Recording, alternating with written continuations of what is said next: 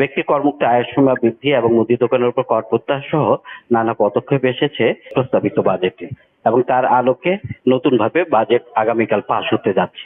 তো এই বাজেটের এইসব পদক্ষেপ কতটা জনবান্ধব হলো এবং এতে সরকারের রাজস্ব হারানোর সংখ্যা কতটুকু বাড়লো, এসব বিষয়ে কথা বলতে আমাদের সঙ্গে যোগ দিয়েছেন বেসরকারি গবেষণা সংস্থা সিপিডির সম্মাননীয় fellow doctor Mustafizur Rahman. Doctor Mustafizur Rahman, আপনাকে স্বাগত জানাচ্ছি। ধন্যবাদ। জি, আমি শুরুতে আপনার কাছে জানতে চাচ্ছি, আজকে আসলে আগামীকাল বাজেট পাস হতে যাচ্ছে, তো তার আগে আজকে প্রধানমন্ত্রী কিছু নির্দেশনা দিয়েছেন অর্থমন্ত্রীকে, সে বিষয়গুলোকে আপনি কিভাবে দেখছেন? আমার মনে হয় যে প্রস্তাবগুলি করা হয়েছে, বাজেটের প্রাথমিক যেসব প্রস্তাব ছিল সেগুলোকে কিছুটা সংশোধন করে এটা জনবান্ধবই হয়েছে। সব গুলো যদি আমরা বিচার বিবেচনা করি, বিশেষত আমরা কিন্তু বলছিলাম যে করমুক্ত আয়ের যে সীমা, যেটা আগে যে আমাদের ছিল এবং তার প্রেক্ষিতে আমাদের যে মূল্যস্ফীতির হার, সেটার নিরিখে আরো একটু বৃদ্ধি করার কথা আমরা বলছিলাম, যাতে স্বল্প আয়ের মানুষ যারা আছেন তাদের কিছুটা হলেও স্বস্তি হয়। তো এখন সেটা 4.5 লাখ থেকে 4 লাখ টাকা করা হয়েছে এবং অন্যান্য যেগুলো নাকি পরবর্তী বছরের জন্য যেটা, সেটাও সমন্বয় করা হয়েছে। আমার মনে হয় যে এটা একটা ভালো পদক্ষেপ। নিম্ন আয়ের মানুষ যারা আছেন তাদের উপরে করের যে চাপটা, সেটা এটার ফলে কিছুটা কমবে। যদিও 5% একটা স্ল্যাব যেটা ছিল সেটাকে তুলে নেওয়া হয়েছে, যার ফলে যারা নাকি কর মুক্ত আয়ের একটু উপরে আছেন সেই ধরনের নিম্ন মধ্যবিত্ত যারা আছেন তাদের উপরে কিছুটা চাপ থেকেই গেল, কিন্তু যেটা করা হয়েছে সেটা ভালো। মুদি দোকানদারদের আর কি করের আওতায় আনার যে একটি পদক্ষেপ বাজেটে প্রস্তাবিত বাজেটে ছিল, সেটা আজকে প্রত্যাহারের একটা নির্দেশনা দিয়েছেন প্রধানমন্ত্রী। তো এতে আসলে তার মানে এটি কিভাবে করা হতো এবং এর ফলে আসলে কতটা রাজস্ব হারাতে পারে? আমাদের রাজস্ব তো এটার ফলে তো কিছুটা তো আমাদের কমবে। আমাদের দেশে করের ভিত্তিটা আরো সম্প্রসারিত করার খুবই প্রয়োজন এবং এটা আমাদেরকে করতে হবে। হয়তো বা একবারে করতে গেলে হয়তো যারা ক্ষুদ্র ব্যবসায়ী আছেন তাদের সমস্যা হতে পারে, এটা মনে করে তাদেরকে হয়তো এবছর করা হয় না। কিন্তু আমার মনে হয় যে এটার দিকে আমাদেরকে যেতে হবে। তবে আমরা যদি কিউআর কোড এবং ক্যাশলেস যে ট্রানজেকশন, এটার মধ্যে যদি আমরা যেতে পারি, তাহলে ক্রমান্বয়ে এই যারা ক্ষুদ্র ব্যবসায়ী আছেন তাদেরকেও এটার আওতায় নিয়ে আসা সম্ভব হবে। আলটিমেটলি এই ধরনের কর তো ভোক্তার উপরেই যে পড়ে, তো সেদিক থেকে ভোক্তা কিছুটা হয়তো স্বস্তি পেলেন এটার মাধ্যমে। কিন্তু করের ভিত্তি আমাদের ভিত্তি করতে হবে, ক্যাশলেস সোসাইটির দিকে যেতে হবে, কিউআর কোডের প্রচলন বাড়াতে হবে। এগুলো আমাদেরকে হয়তো এই বাজেটে আমরা করতে পারলাম না, কিন্তু আগামীতে আমাদের এগুলোর দিকে যেতে হবে। রাজস্ব আয়ের তো একটা বিশাল লক্ষ্য আছে এবার চলতি বাজেটে, প্রস্তাবিত বাজেটে। তো সেটা আসলে পূরণের ক্ষেত্রে তো অর্থমন্ত্রী বারবারই বলেছেন যে কর হার না বাড়িয়ে করের সীমা বা আওতা বাড়ানো। তো সেটা আমরা দেখছি যে কিছু পদক্ষেপ এখন আবার একটু পদক্ষেপ এখানে নেওয়া হলো যাতে করে সেটা কিছুটা স্বস্তি দেওয়া যায়। এবং এটার তো অবশ্যই একটা করের উপরে তো একটা অভিজ্ঞতা হবে, এটা তো বুঝাই যাচ্ছে।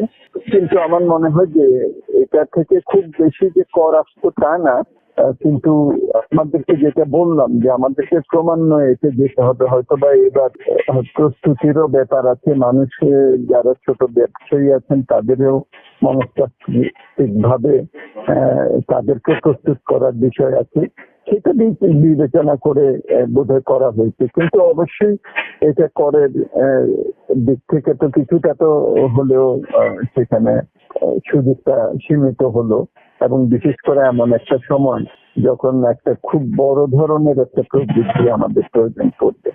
কিন্তু আমার মনে হয় যে ক্রমান্বয়ে আমাদেরকে এই ভিত্তি আরো যাতে সম্প্রসারিত করা যায় সেসব পদক্ষেপের দিকে আমাদের যেতে হবে। এছাড়া যে অন্যান্য পদক্ষেপগুলোকে আপনি কিভাবে দেখছেন, যে বিশেষ করে সঞ্চয়পত্র, তারপরে এই যে টিআইএন বাধ্যতামূলক, সেগুলো আসলে প্রত্যাহার করা হয়েছে, সেগুলো আসলে বাধ্যতামূলক, হ্যাঁ টিএন বাধ্যতামূলক, এটা অনেকেই আছেন যারা কর্মস্থ আয়ের মধ্যে তারা আছেন এবং কর তারা দেন না, তো সেখানে বাধ্যতামূলক এটা করার ফলে অনেকেই ব্যাংক হিসাব খুলতে গিয়ে একটা সমস্যা করবেন, এবং আমরা তো এখন অন্তর্ভুক্তিমূলক ফিনান্সিং এর কথা বলছি। আমার মনে হয় এটা এটা একটা ভালো পদক্ষেপ যে সবাইকেই কেন টিম থাকতে হবে, আমার ব্যাংক অ্যাকাউন্ট খোলা এটা আমার অধিকার। সুতরাং সেখানে আমার মনে হয় যে এটা যে বাধ্যতামূলক করা সেটা না করা সেটা ভালোই হয়েছে।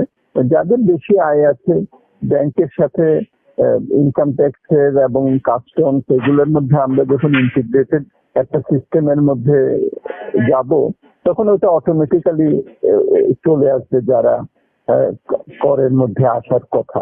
কিন্তু ব্যাংক অ্যাকাউন্ট খুলতে গেলেই একটা টিম লাগবে, এটা আমার মনে হয় যে যুক্তিসঙ্গত ছিল না, এবং এটা যে বাধ্যতামূলক এখন করা হচ্ছে না সেটা ভালোই। আর অনেকেই সঞ্চয়পত্র ইত্যাদি যারা কেনেন একটা বড় অংশ ফিক্সড ইনকাম আর্নার আছেন, তাদেরকে অনেকে হয়তো ক্ষুদ্র হয়তো তাদের যে সঞ্চয়, তো সেখানে সঞ্চয়পত্র কিনলে যে হারটা করা হয়েছিল অনেক সময় দেখা যায় যে যেহেতু আমাদের এখানে রিফান্ড পাওয়াটা খুবই মুশকিল এবং একটা জটিল প্রক্রিয়া, সুতরাং এখানে কম যে আগে রাখা হয়েছে আমার মনে হয় এটা যুক্তিসঙ্গত। যাদের বেশি দেওয়ার কথা তারা তাদের এটা তো ব্যাংক থেকে এনবিআর ওই হিসাবটা নিয়ে গেলে তাদের উপরে বেশি হারে তারা করবেন, কিন্তু যারা কম ট্যাক্স দেন তাদেরকে বেশি হারে কর্তন করে পরে রিফান্ড পাওয়া যায় না, বিভিন্ন জটিলতা। সুতরাং এটা একটু স্বস্তি দেওয়া হয়েছে বলে আমার মনে হয়। আরেকটা ছিল বোধহয় যে জমির যে একটা অতিরিক্ত দাম, যেটা মৌজার সাথে যে পার্থক্য, সেটাকে একটা সুযোগ দেওয়া হয়েছিল অপ্রদর্শিত যেটা, সেটাও বোধহয় তুলে নেওয়া হয়েছে। আমরা সবসময় মনে করেছি যে এই ধরনের সুযোগটা দেওয়া উচিত না, সেটা যারা সঠিকভাবে কর দেন তাদের উপরে এটা একটা অন্যায় অবিচারই করা হয়। তবে মৌজার মূল্যগুলোকে আরো ঘন ঘন পর্যালোচনা করে হালনাগাদ করলে এই যে সরকারি নীতির কারণে অপ্রদর্শিত থেকে যায় টাকা, সেটাও আমরা ক্রমান্বয়ে কমিয়ে আনতে পারবো। আপনি অপ্রদর্শিত আয়ের কথা বললেন, এবার কিন্তু আসলে এই যে প্রধানমন্ত্রী আরেকটা নির্দেশনা দিয়েছেন, একটু খুব বড় ডিসিশন, যে কালো টাকা সাদা করার যে একটা সুযোগ সেটা তিনি রহিত করার বা প্রত্যাহার করার একটা কথা বলেছেন। এটা খুবই গুরুত্বপূর্ণ। এই ধরনের সুযোগ আগে যখন দেওয়া হয়েছে আমরা দেখেছি যে সরকারের খুব যে আয় হয়েছে তা না, এটা প্রতি বছরই বিভিন্ন সময় দেওয়া হয়, কিন্তু সেটা নৈতিক, অর্থনৈতিক, রাজনৈতিক কোন দিক থেকেই সরকারের পক্ষে যায় না। এবং প্রধানমন্ত্রী যেটা বলেছেন আমার মনে হয় যে সেটা ঠিকই আছে। সৎকর্মদাতাদেরকেই আমাদের উৎসাহিত করতে হবে, যারা নাকি টাকা দেন না, অপ্রদর্শিত রেখে দেন, তাদেরকে সুযোগ সুবিধা দিয়ে দেখা যায় যে সরকারের লাভ হয় না, কিন্তু করদাতাদের উপরে এটার একটা নেতিবাচক একটা প্রভাব পড়ে। ওভারঅল আপনার কাছে কি মনে হচ্ছে প্রস্তাবিত বাজেটে যেসব যে সংশোধন আনা হয়েছে তাতে আসলে? ওভারঅল আমার মনে হয় যে এটা করদাতাদের জন্য কর প্রদান প্রক্রিয়া সব দিক থেকে এটা যেগুলো সিদ্ধান্ত হয়েছে এটা ইতিবাচক। তবে এটাও মনে রাখতে হবে এবার বেশ বড় ধরনের একটা বাজেট আমাদের রাজস্ব আহরণের টার্গেট করা হয়েছে 6,95,000 কোটি টাকা। আমরা যদি এটার কাছাকাছি যেতে না পারি তাহলে কিন্তু আমাদের ঋণের উপরে আমাদের নির্ভরশীলতা যা ক্রমান্বয়ে বাড়ছে আরো বেড়ে যাবে। তখন হয় খরচ কম করতে হবে অথবা ঋণ বেশি গ্রহণ করতে হবে, ঋণ পরিষেবার দায়ভারও আরো ক্রমান্বয়ে। সুতরাং অন্যান্য যেসব জায়গায় আমাদের করের ভিত্তি সম্প্রসারণ, কর আদায় করা, প্রযুক্তিকে ব্যবহার করা, এন্ড টু এন্ড ডিজিটালাইজেশন করা, এই যে যেগুলো নাকি তারা বলেছেন সংস্কার করা এনবিআর এর, এগুলোর দিকে যে পদক্ষেপ নেওয়ার প্রয়োজনীয়তা, সেগুলো গুরুত্ব কিন্তু আরো বেড়ে গেল। জি, আপনাকে অসংখ্য ধন্যবাদ আমাদেরকে সময় দেওয়ার জন্য। আপনাকে ধন্যবাদ।